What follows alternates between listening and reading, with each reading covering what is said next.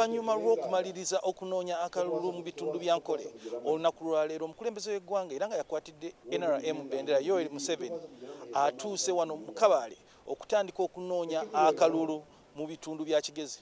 Pulezidenti Yoweri Museveni wano ng'ayingira e Kabale ayaniriziddwa nnyo abakulembeze nga kw'otadde n'abatuuze ab'eno.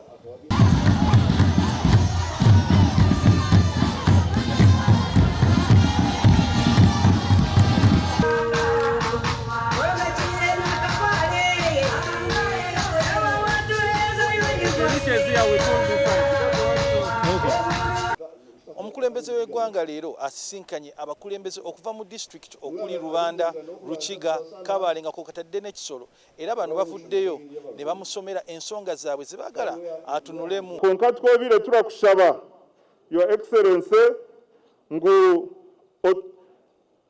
warabiremu kandi baza kurabamu otukolere factory eyo processing emondi omuri ekicweka kya Kigezi. Your Excellency, University yitu ya Kabale ekyayetaaga ebintu bingi mbwenu turakushaba ngu otutekatekeho batutereho ebindi byombeko. Your Excellency, turakushaba ngu enkuuto ezira connectinga omu national parks. Ye President ng'ayogerako eri abantu avuddeyo n'ategeeza ng'ensonga enkulu weeyina okubeera ku byetaago by'abantu so si kulembeza mawanga. President era avuddeyo n'agamba nti nno abantu balina okukola nnyo okuva mu bwavu. Ninga strategy